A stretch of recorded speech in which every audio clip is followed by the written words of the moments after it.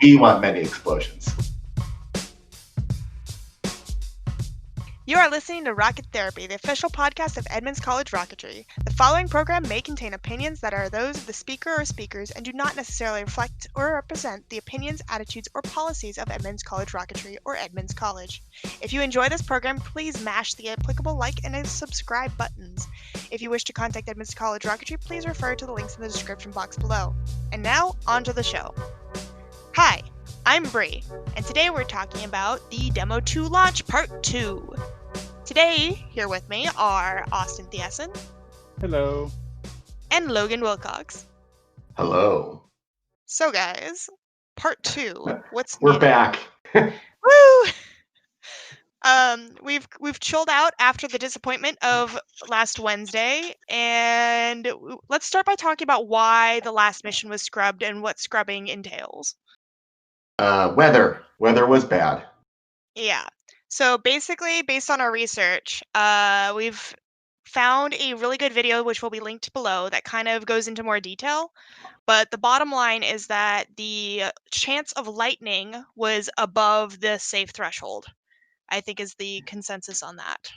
Yeah, and that's not just the saw lightning, but they actually measure what you can call volt density in the area. So the volts per cubic meter, and that went above a certain threshold where they say, okay, lightning is actually likely.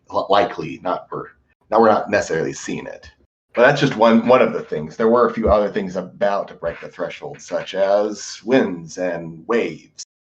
Yeah, the shear wind, that's the wind between different layers of the atmosphere, sort of. So if you've got one wind traveling from right to left and another wind traveling from left to right, in between you'll have a shear plane. And if the rocket goes through that shear plane at a certain speed, it can really mess with the rocket's path, and having a sudden change of direction from wind buffering the side of the rocket can really mess with stuff.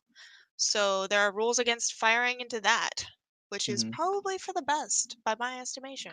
And then earlier today in the feed, the NASA director, when they were having their little interview, he was talking about how in the event that they need to use the escape system, that it relies on parachutes. So if downrange there is a lot of winds or things like that, it can affect the parachutes and affect the escape from a dangerous situation. Which is no bueno. We want our astronauts to come home safe. Yes. Even if something does go wrong. Especially if something does go wrong. Though if they don't come home safe, the likelihood of us getting to try again is next to nothing. So I don't know. I mean, I think we did talk about this the last time, but Apollo 1 did not go well. That's one of our few events that resulted in a loss, and it started the Apollo program as far as numbering goes, and we kept on going. We were afraid, but we did keep on going. Fair. So, but yes, I definitely don't want this to be a bad start. No, nobody wants that. Like, we plan for it. We plan to do everything we can to stop it. And then if something does go bad, we plan everything we can to mitigate the consequences. And you know, that's what all the safety procedures, that's what all the safety tests we talked about last time were about. So Austin, you said you found some interesting information on scrubs. Yes. So I was curious why we have the term why you scrub a launch instead of cancel or postpone. So what I was able to find is scrubbing a launch is left over from Army Air Force training during or Army Air Force planning during World War II. So when they were planning for bombing missions and raids, they would use large chalkboards provided to them to pretty much plan the missions, plan the date and time, and things like that. And if there was an issue, maintenance problem, or the mission was canceled or was postponed, they would scrub the chalkboard. So that's where it came from, is they would scrub the mission. And then going back to when the start of the U.S. space program, they were still using chalkboards. And same thing during when they were currently planning and the date and time would be changed, they would scrub it from the chalkboard. And that's just kind of lingered around to this day. So it refers to that if something is scrubbed, that the mission will still be happening just at a later date, as opposed to the mission being scrapped or being canceled. or retired. Yeah. Why retire? A good word. Exactly. So what's the difference between scrubbing and recycling and canceling? So from what I can gather, cancel refers to plan. So the mission has been planned, research has been done, but nothing has actually been built or done to bring the project to life. And then scrub and recycle, I think, would be the same, because it's recycling refer to pretty much. I mean, recycle would be in the same day where there's an issue, they hold the terminal count, they fix the issue, and then they recycle the clock back to a set time. I know I've seen a couple launches where they've done that, and it's just a half hour of just kind of waiting for them to recycle the clock and bring everything back to where it was prior to the hold. One of the problems with Wednesday's launch was they had an instantaneous window, which basically means they have to go at a certain point. There's no open window where they can pause for a second, restart everything, and then go further with it. Yeah, actually, right after the scrub, one of my friends messaged me, asked me what they meant by an instantaneous launch and why couldn't they just push it back to later. And when we watch a lot of launches, they do have this like 4-hour windows sometimes, and sometimes not so much. Like the shuttle had usually around a 10-minute window that it had to launch in. But the main thing is that you actually have to, when you have to rendezvous with something in orbit, you have to match its orbit. And most orbits are not around the equator, they're at an inclination. And that means that when you launch, you have to launch when the Earth where you are has rotated to a point where you are now within that orbital plane. As you can correct for a few things, but it is very costly to correct your inclination in orbit. So it's when you're dealing with something like a capsule here that is really on the margins as far as fuel goes on what it can actually do, how much has left over. You really start eating into that the second you go past alignment. So they say it has to be instantaneous. You launch now, or you have to wait till the next time you're at alignment. I think the next launch window after today is going to be Sunday around about the same time. Tomorrow, 12:33 was the last I heard. And then I don't know if they have anything planned for after that date or any other backup days. I'm sure they'll try. Like, it was mentioned earlier that one of the astronauts had to scrub 5 times before the 6th launch finally took off on his last trip up to the ISS, I believe. And there was a joke between the two that it was his fault that they got scrubbed the first time because the other guy hasn't scrubbed as often or something. I just thought it was amusing. Well, they also mentioned that it's not like, I feel like it would be terrible to go through all of that and just to sit there for hours and hours and then scrub. They mentioned that they do so much training and everything's so repetitive that it's really, they don't, I mean, not to say they don't mind it, but it's something they're used to. It's just having that repetition and going through the same processes and procedures multiple times. Well, one thing Logan touched on last time and can probably confirm due to personal experience, as members of any operation-based profession, like they've gone through scrubs before, even if it wasn't a big launch like this. Yeah, it's pretty standard, and unless the mission is absolutely critical for some reason, you usually err on the side of safety, on the side of not. It's not an absolute. You have to go with whatever is absolutely completely safe, but there are thresholds. We plan for risk. We try to mitigate it, and if you need a scrub, you need a scrub. We also do get the same thing that Bob and Doug, which now each time I hear Bob and Doug said instead of their full names, I'm hearing Bob and Doug McKenzie, which is hilarious. But we do end up with your bad luck. I remember this one time out in the desert, I had a student, and it was his second flight. And there's this thing called hot bricks you can get. We had a really heavy plane, and if you come in too fast and you land, and the amount of energy that it takes to stop, that you have when you stop, goes into the brakes, and they can heat up. And if they get too hot, they can catch on fire. So if you break a certain threshold, you say it's hot brakes, and now we have to get off the jet and get away from it in case something happens. So I had, after a few hundred flights, never had hot brakes. And this was his second flight, and we had hot brakes. The thing was, On his first student flight, he had hot brakes, so he kind of got a bad name for himself for a little bit. Aw, Yeah. poor guy. I'm sure he eventually went on to break that tradition, though. There's only so Maybe, many times you can have hot breaks. but giving your buddies a hard time is a core aspect of camaraderie. It's necessary. If they're teasing each other like this, I think that is a good sign for how they'll work together as a crew. I like to think that the Edmonds Rocketry walks that line perfectly. Oh yeah, we march down that one pretty regularly. Come I on, won't mention Austin. names right now because he's not here, but you know who I'm talking about.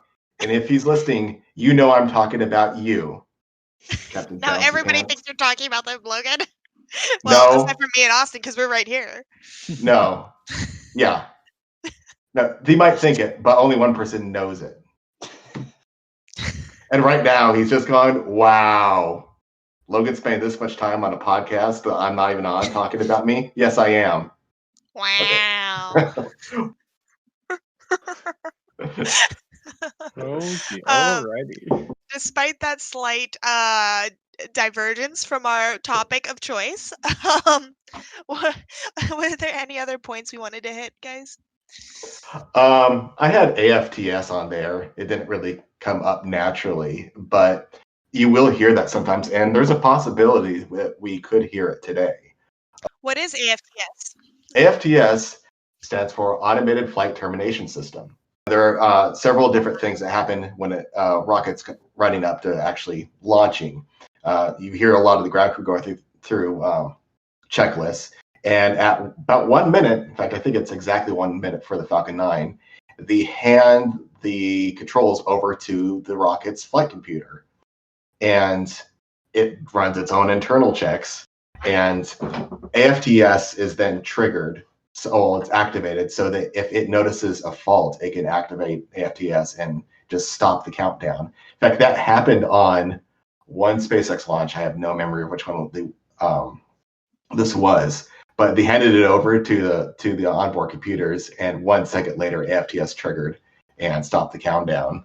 Which that's great that it could do that, and I believe it was correct in doing so. But it's a little bit worrying that the rocket got handed off to them, and it's like, no, wait, there's something that you guys didn't see. So a little bit of a pucker for me on that. Mm-hmm. I mean, that's probably just a factor of human error. We are human and we do miss things. A machine running through a series of tests is probably going to miss less as long as what is in those tests is properly defined, of course. Yeah, and the tests were made by humans too. Yeah. Well, yeah. No, there's always going to be some sort of human error or machine error. Hopefully the combination and, collaboration of both is what keeps our human flight testers safe. Human flight testers. Yeah, sorry, I forgot the words. I It's a forgot your technical word. term. Space What knots, that's it. Space knots. Yeah. Oh, did you guys hear about the meatball worm collaboration? Yes. Yes. The meatworm or whatever they called it. I think it looks great. Somebody took the meatball logo and put, instead of the NASA that's in the meatball logo, they put the worm NASA in there. I thought that was optimal and glorious. And can we please have that as the modern logo? It's a good compromise. I would still prefer the full worm logo instead of the meatball worm, but it's definitely better than the meatball. However, I'm surprised no one, well, at least I haven't heard anyone try to get the name of worm changed to spaghetti, so then we can have the spaghetti and meatball logo. And now I'm hungry. Well, since we are out of topics for the pre-launch today, I believe it is time for us to take a hot minute and watch this launch, and we will be back with you in a couple of short minutes.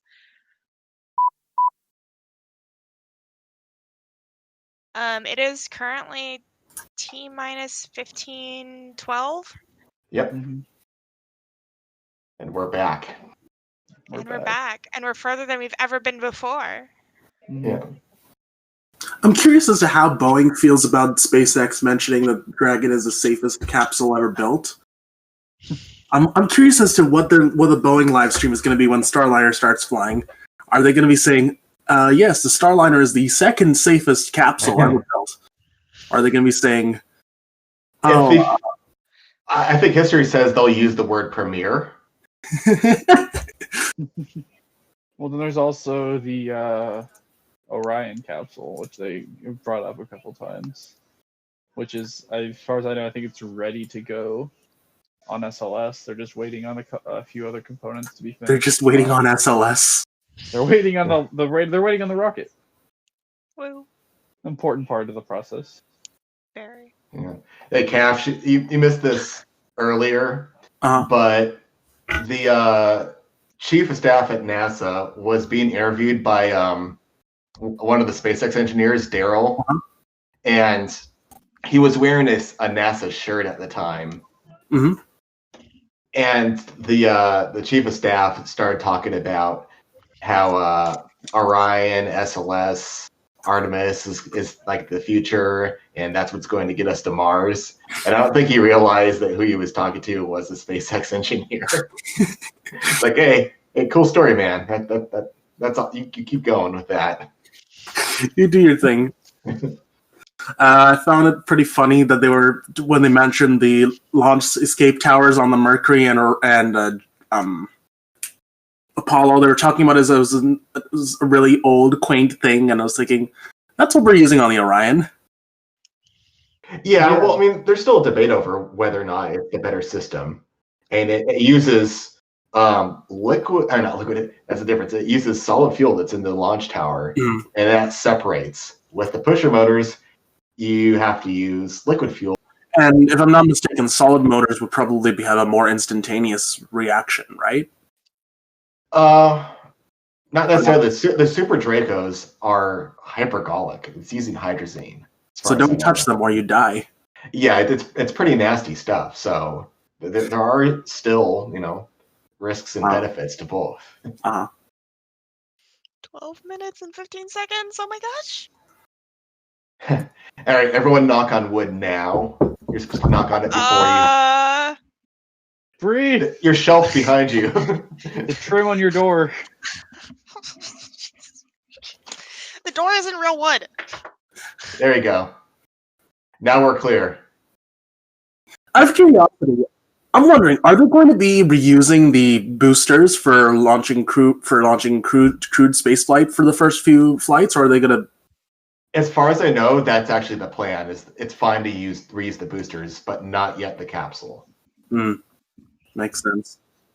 Yeah, the current plan is, last I heard, was these Crew Dragons are to be used once as a crew, and then they do a swift convert to a cargo for it. So that's how it does its continuing launches. Interesting. Yeah. Is it pressurized cargo or non-pressurized? Well, yeah, they've always been pressurized cargo.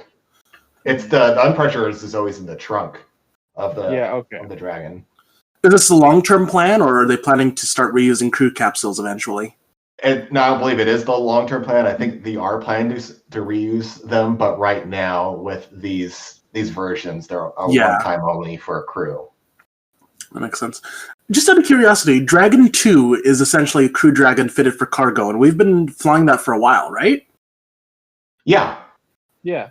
Well, I mean, define a while, but yeah, we've a couple years, a year or two. Well, we actually had the last Dragon 1 launched not too long ago. But it's all that's left now. It's Dragon 2. Okay, does the guy that's closest to us on the camera kind of look like Will just a little bit? Does anyone see it? I see it.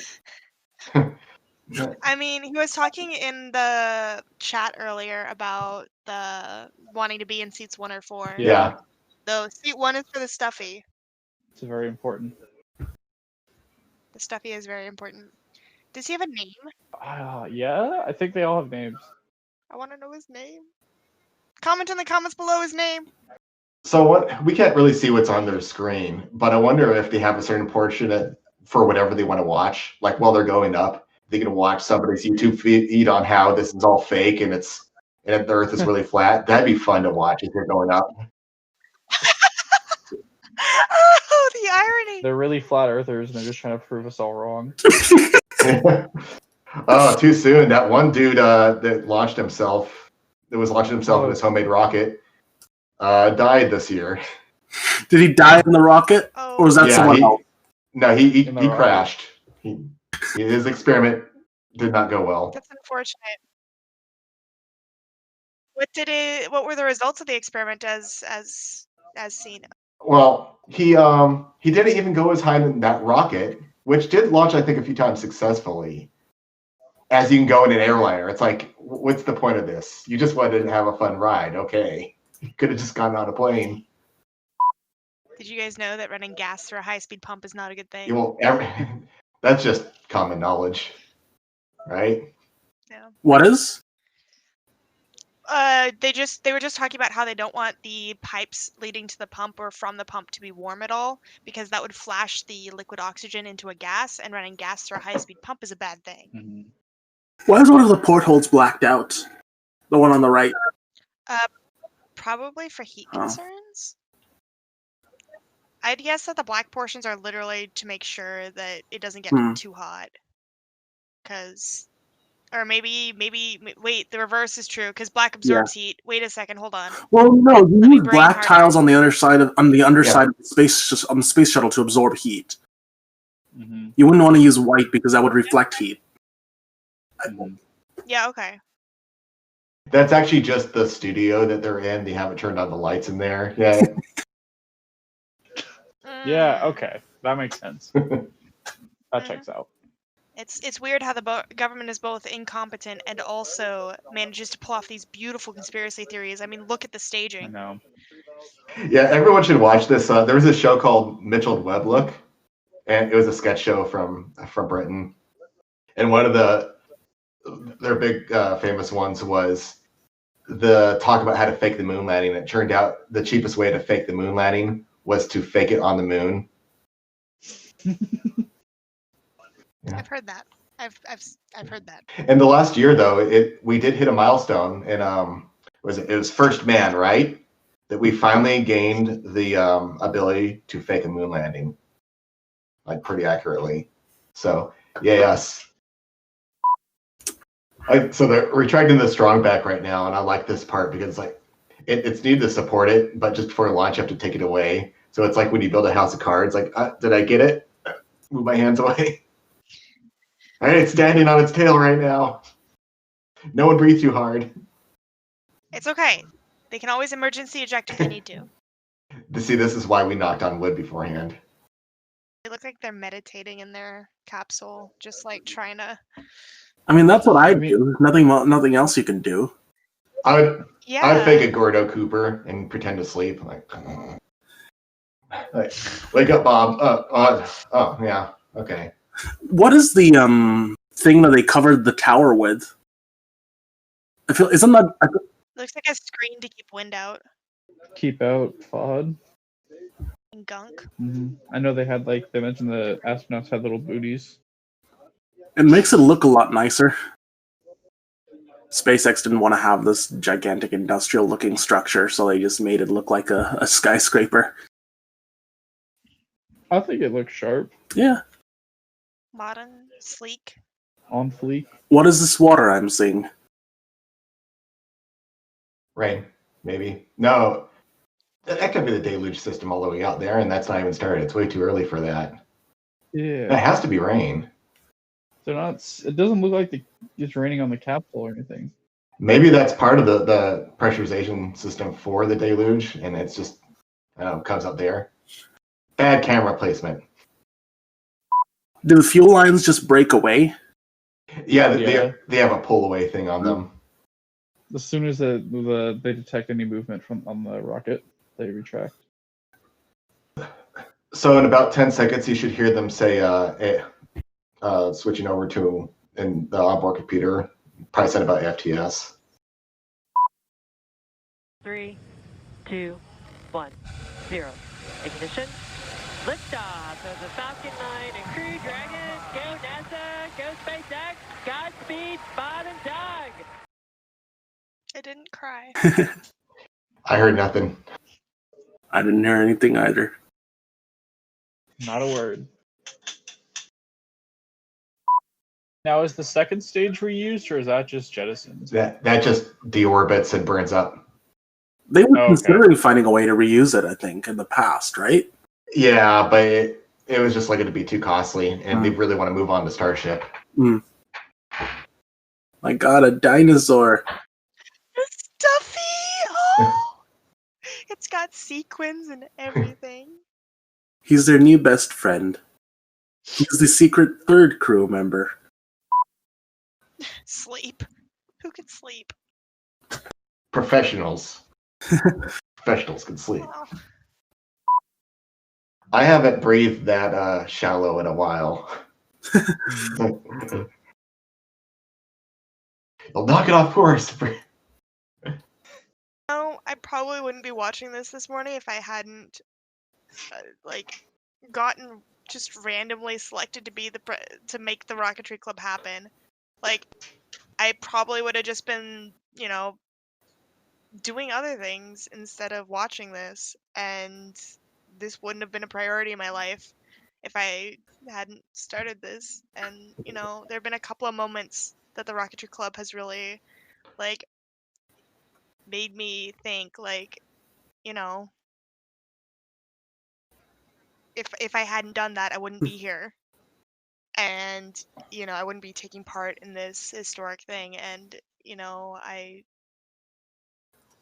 this is one of those moments where words, guys, words. Yeah. I definitely had. I don't think I was with the club when I started watching the launches. I've been watching them for years now. I remember watching basically every space shuttle launch with my family. The last, I didn't watch a lot of launches for several years, and then when SpaceX started launching stuff regularly again, I got back into it. Yeah, they know how to make it fun. Yeah. Exactly. I feel like nowadays when NASA's doing stuff, it feels a little bit fellow kids, if you know what I mean. Well, when does NASA really do anything?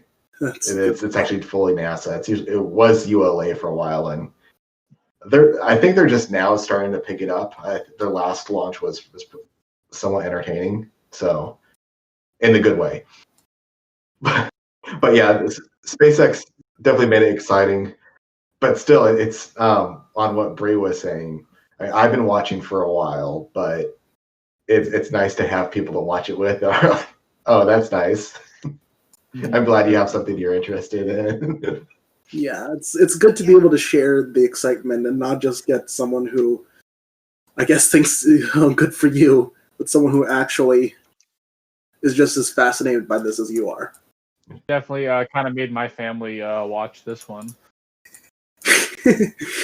I was thinking about making my family watch it, but they literally were tuned into the news right now, so if they were interested, they'd be watching it. I also told my dad yesterday that I'm not, as much as I love fishing, I'm not going to go fishing while they're launching people into space. I don't want to be in the Puget Sound with the thunderstorm. Thunder and lightning. Yeah, no, it's kind of appropriate that we here in the Seattle area have such, temperamental weather. As far as right now, it looks like it's stopped raining for a second. Which is one of several reasons we will probably never launch rockets from here. Well, I mean, if we do, we're gonna have a lot of backup days. There was serious talk for a while on putting a launch center in Moses Lake. I would like to see that. Yeah. That would be cool. Was it Blue Origin? No, this was many years ago. This is 20 years ago. Oh, wow. That would be cool. And getting approval to launch with the plan to be the launch over land is kind of iffy. Where's the SpaceX California launch site? Vandenberg. Isn't that where we've tried to launch our first satellite? Where SpaceX did, or the U.S.? No, where Explorer. Not Explorer, the thingy that blew up on the pad. So we ended up giving it to Werner von Braun. No, that wouldn't have been, because that was a Navy thing. Oh, yeah. Air Force Base.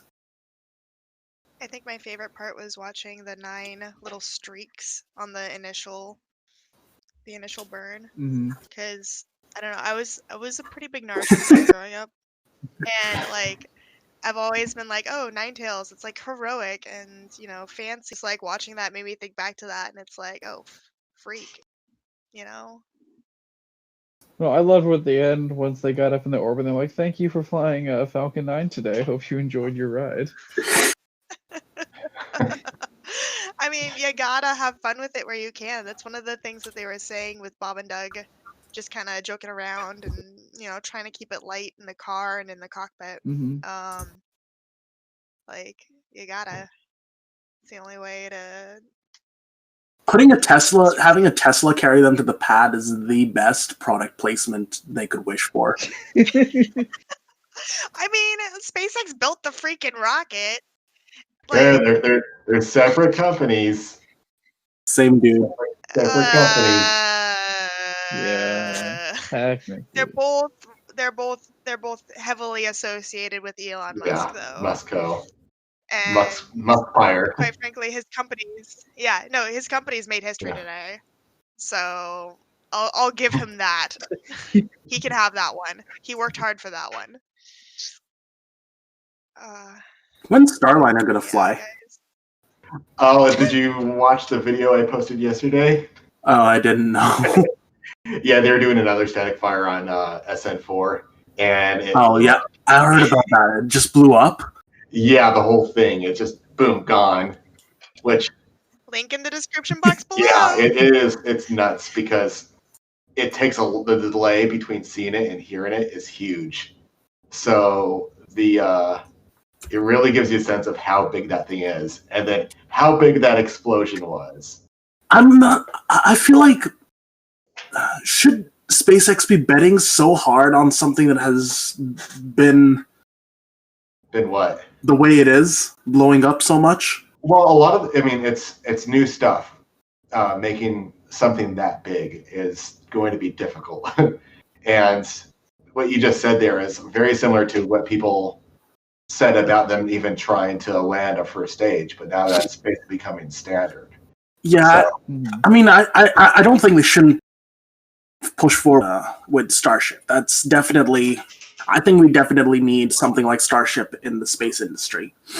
But they've gotten Falcon 9 to the point where it's sustainable. But they're bidding it for Artemis as well. That's the thing. They're trying to bid the Starship as a potential lunar. Yeah, so they got some more funding for it, but it still takes a relatively small part of their funding, last I heard, to actually develop that thing. And plus, they're running all of these cheap tests. Like, okay, let's throw another one together and see how this works. So they're going after more data rather than trying to build one that maybe will hopefully completely pass. And then there's only so much you can learn from one explosion. They want many explosions. Many explosions. We want many explosions. We want to fly well at the end, but on the way there, we want lots of explosions. It's fun. Yeah. And sometimes when you scale up, just weird things pop up that you could not predict on a smaller scale. I know they ran into that with engine bells. The F1 was pretty insane on what it can actually do. And that's one of the things that the Soviet Union was not able to figure out, was how to actually get an engine bell to not freak out when you're that huge. That's why they went with the mini small engine way, which had a few issues that never really got off the ground well. But we know that cluster rockets aren't the best behaved to begin with. But they are now. That's all we have now. Well, not all. With a lot of fine tuning and a lot of computerized calculations, Thank you, computers. It's just something not. Thank you, computers. Basically. Very cool.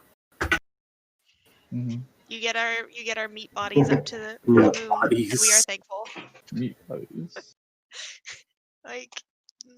We have to thank them now so they remember it. Remember, Logan said thank you. We are allies. You have been listening to Rocket Therapy, the official podcast of Edmonds College Rocketry. The previous program may contain opinions that are those of the speaker or speakers or represent the opinions, attitudes, or policies of Edmonds College Rocketry or Edmonds College. If you enjoyed this program today, please mash the applicable like and subscribe buttons.